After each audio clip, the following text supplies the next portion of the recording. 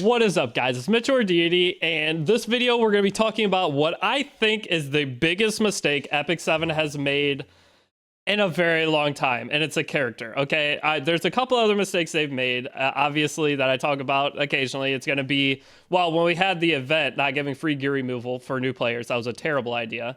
There's a lot of bad decisions they do to miss out, not adding goblin gear farming as a regular game mode after the 6-year anniversary, after the Dash Pass event. The Goblin mode is so nice for new players to establish their accounts.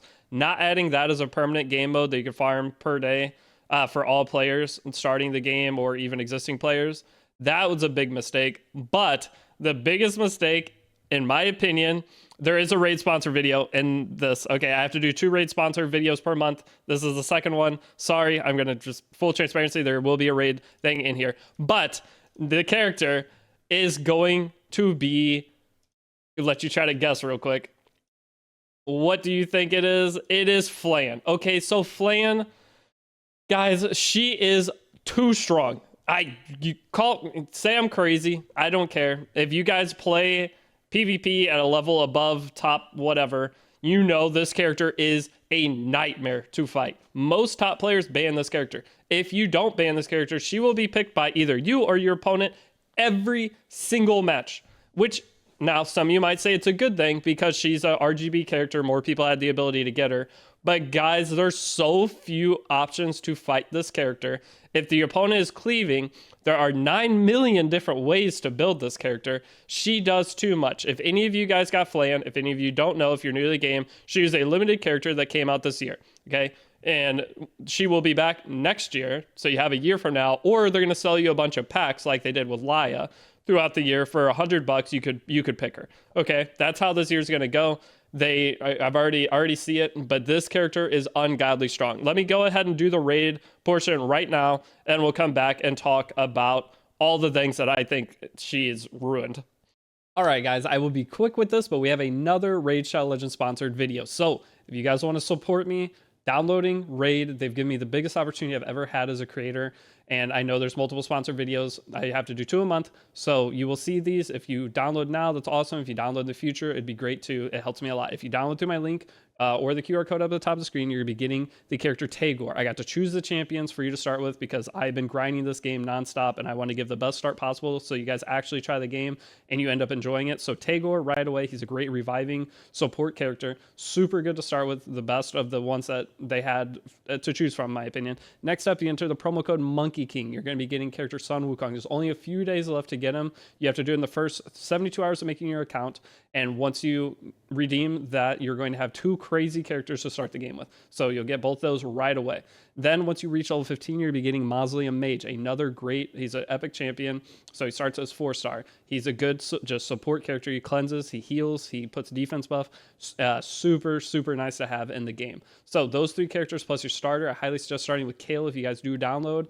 Just downloading the game supports me. But when you download, if you start with Kale, the best start that you could possibly get that I could come up with the characters they gave me. You're going to be good to go. Now, one other thing is they're doing a giveaway. If you guys make an account, there's a website you can go to down in the description. When you first download the game, the first 24 hours, you can enter to win up to a $5,000 gift card. There's gaming consoles you could win and some other smaller gift cards, and you can win some in-game prizes. So going to the website down in the description, it'll take a little bit of time, but hey, if you win a $5,000 gift card, that's pretty awesome. So that is all I have for this. Thank you. I tried to keep it quick, but any of you that have downloaded Raid or are willing to, thank you for supporting me.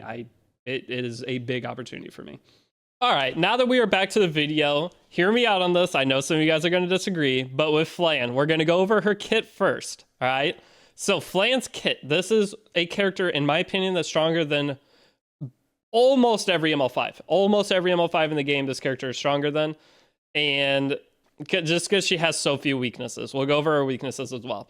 Okay, so first up, her skill 3 attacks the enemy, decreases combat readiness, decreasing defense, and increasing combat readiness by 20%.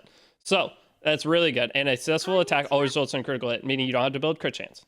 Okay, that's just how she works. You never have to build crit chance on her. That makes her super easy to build because all of her attacks, you don't need crit chance. This is really good. You see our put your team 20%. Okay, it's just simple looking effect. You can 10 soul, ignore effect res. Really good. Does really good damage because you don't have to build that. Now, her skill 2. This is where it gets insane. Start of the battle, she gains 3 focus. All right. The only characters that mitigate focus gain are going to be Politis, or ML Politis, and Solitaria. 2 ML5s. Other than that, you have resource reduction character now Elagos. Okay. Elagos works into her okay. So Elagos's buff does help a little bit. But is Elagos actually good? Most of the time, no. You are going to probably lose if you pick Elagos, unless, I don't know. I don't see you winning too much with a consistent Elagos pick. He's very easy to counter because he is kind of RNG. Or you can make it go highest attack, and highest attack's usually not good on his EE. But with her, she has 3 stacks, and she always has 50% evasion, no matter what. Even if she has 0 stacks, she already has 50% evasion. That's really good. A character that always has 50% evasion. Now, when focus is 1 or higher, increase evasion by another 50%. So if you have a single stack, you have 100 evasion. That is crazy. So whenever she has 100% evasion, also, after an ally uses a basic skill, consumes 1 focus, which you start with 3, and triggers a dual attack. Okay, with triggering a dual attack, you're going to use your S1. And with the dual attack, you're going to boost your combat readiness by 25%. So Flan can be built slow, and even if she's slow, she can do insane damage. If you're on lifesteal, she heals herself. So with her having evasion, she constantly heals herself. So lifesteal is a very common build. And when you're dual attacking, you're constantly healing. She's pushing herself up to get extra turns to do insane damage because you don't have to build crit chance. And then if you build her fast, then you can use your fastest character if you're getting turn 1, and you can just skill 1. And then she's going to dual attack, and then you're going to be able to skill 3 defense break something. If you have souls, you can ignore effect res and boost your team up by 20%, meaning that you can set up a cleave. Or you can play her bulk down with the evasion strategy and just slowly win the game because she cannot take any kind of hits. Okay, another character that just got buffed is Archdemon Mercedes. Archdemon Mercedes is super good. She has a dual attack in her kit, and she can seal Flan. But if your opponent gets Flan and Archdemon, even if your opponent takes Solitaria to where you have no focus, your Flan will still dual attack with your Archdemon, giving her attack buff and doing the dual or the single target attack that hits like a truck. And with her artifact, let's go to her artifact before we go to skill 1. Her artifact gives extra crit damage and has a chance to give attack buff. That is insane damage. She hits so hard, it's unbelievable. Okay, so this character paired with some of the new characters, the characters that kind of are good against her, she's also insanely good with. Okay, if your opponent gets Archdemon plus her, you can't really Solitaria them. Okay, Archdemon Mercedes did just get a buff. Any of you guys that aren't aware, she now dual attacks with the highest attack character, which is going to be your Flan generally. So your Flan's still going to be getting combat readiness and pushing up and getting all of her stuff, even if your opponent takes Solitaria, which Solitaria is the #1 counter to her because she has this. All right, she has to where your opponent starts the match with no focus. So she can't generally dual attack. So Solitaria is one of the most common pick characters into Flan, but is not so great anymore because now you have to prioritize Archdemon on your side or you're probably in trouble. And there's also Hellion Lua, which creates a counter attack with her that'll one-shot once your Hellion Lua rips and provokes everything. Once she counters, she's going to also get all the extra stuff too. So there's so many characters that assist her that they're good against her, but they're also insanely good with her. So that is the scary part about all the characters that got buffed. It's tough. Okay, so now let's go into her skill 1. All right, with her skill 1, has a 10 or 40% chance to stun. The 40% chance to stun, just an extra thing. You probably aren't going to have effectiveness. You're not going to stun a whole lot of stuff, but the stun can win you the game in certain scenarios. And whenever you're dual attacking, it's a single target attack. All right, it just snipes 1 unit for 20,000 damage or whatever. It's crazy, her damage. Now, a successful attack always results in a critical hit. Again, don't have to build crit chance because both of her skills are always crits. So you just go full crit damage, full attack. That creates a huge damage scenario. And when it's used on the caster's turn, it becomes an AoE attack. The thing with the AoE attack, it gains 1 more focus. So if you're at 0 focus, you gain another focus until next turn, meaning you get the 100% evasion back. And a successful attack always results in a critical hit, obviously, same as the other things. But this skill cannot trigger a dual attack or a counterattack. Not being able to trigger a counterattack is crazy. If they did any change to her, I think she's easily one of the strongest characters in the game, like top 3 at this point. It's She's too flexible, too hard to kill. Not enough counter characters to her. You can knock wall seal her. You can ML Luna seal her. But usually there's going to be two pre-banned characters. ML Politis. You can ban ML Luna. ML Luna obviously is really good into her. There's a couple of ways to fight her. But generally, half the characters that can fight her are banned, and then you have to decide, am I taking her or is my opponent taking her? So this is the RTA outlook. She is insane. You could build her 250 speed, use her as a bridge character, so that your first character is going to push her up, she pushes up the rest of your team, and you go crazy. Okay, that's one way to use her. Another way is lifesteal. You just go low speed, not zero speed, but low speed, a ton of damage. So minus 318 crit damage under my face cam.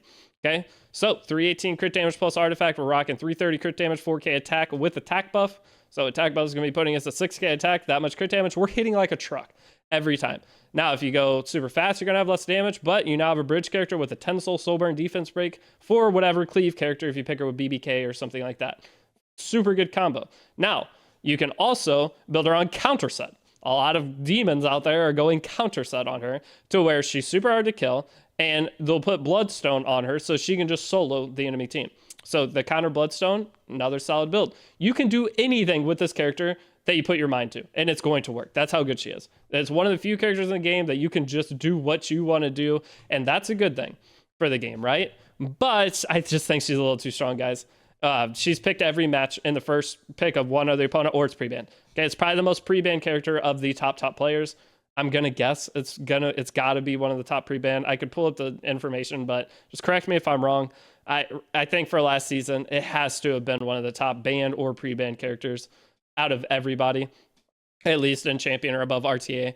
Now, for newer players that got her, she's probably one of the hard carries on your account. It's great that you have a strong character, but when the character is this strong that it's like detrimental to all existing players, that they have to have the biggest threat since pre-buff Hua Young. I honestly think she's stronger than Hua Young was. So old Hua Young, the fire Hua Young, used to be able to one-shot basically any character in the game.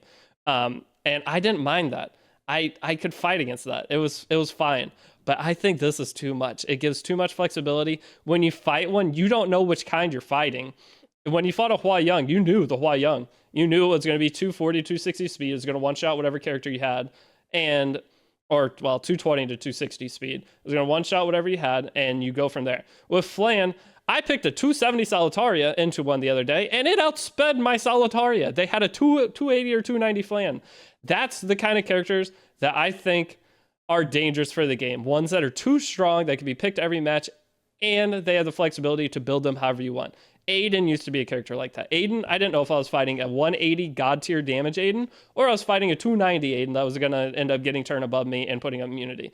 These kind of RNG characters are the hardest, not RNG, but build differential characters are the hardest to fight in RTA because you can't make a game plan. You can think you have a game plan, and if that's that one guy who decided to do something weird, you're probably going to lose that match, and it feels really bad. Okay, but some people argue that's a good thing for the game. So, Flan, biggest mistake in the game. If I were to nerf her in any way, I'd make it to where S1 can be countered, or I would make it to where her S2, she only has 50% evasion, and or she has 100% evasion if she has 3 stacks. If she doesn't have 3 stacks, it immediately goes down to 50. Okay, if she falls below 3 stacks, it's 50%. Those are the two things. I think either one of those would make her more manageable, but 100% evasion is too much, man. It is too much. She is beatable. I'm not saying she's unbeatable. She is beatable, but the hoops and hurdles you have to go through in every draft, you have to pick the same characters and pray that the person isn't doing some weird Flan build. Okay, so Flan, biggest mistake in E7 of the year by far. They've made some other little things that I think they could have done differently, but this thing is it easily wins. So another thing is Harsetti. If you have Harsetti and you have her and your opponent doesn't have Solitaria, even like Arena, you just Harsetti S1, effectiveness Harsetti, and dual attack with her, she one-shots anything in the game. She's just Harsetti plus her for Arena offense, super strong. So there's a lot of things that you could do that are insane with this character. So let me know what you guys think. She's great for PvE. I actually use her on like all my like different kind of farming things that I do. Say my quick farming for getting Stigma, I use her. I use Arbiter Villager plus her. You use Free Spirit Tyria plus her. And you S2, and on your third turn, the problem is, I guess it wouldn't go to low Tyria, but with Arbiter Villager with her, super fast farming. It's really good. Use her Spirit Altar. It's obviously good in Golem. Probably good in almost. You could probably beat Wyvern with this thing, honestly. But she is easily top 3 characters in the game. The only other characters I think are better are opening debuffers. I think she's better than Illinev even. ML Illinev with the pen resist and everything. I think she's way better. So let me know what you guys think. Let me know if you think she needs some kind of nerf or change. But after a couple months or a month and a half or whatever of dealing with this thing, it's cooking my brain. So that's all I got for this video. Thank you again for watching. With the raid download, if any of you are willing to do that, that is the biggest opportunity I've ever had as a creator. They're changing my life. So just downloading the game would help me out a lot. I do have to do 2 sponsor videos for them every single month for at least next month. And then I'm on a contract. If it gets extended, that'll be the normal. There will have to be 2 sponsor videos a month. So please bear with me. It's a minute of your time. If you download it, it helps me too. So the way you can support me without having to spend more than 3 minutes of your time. So, and you might like the game. The thing is, I love the game. That's why I'm doing it. That's the main game I play outside E7. So that's all I got though. Thank you for watching. Download the link in the description. I will see you all in the next video. Peace out.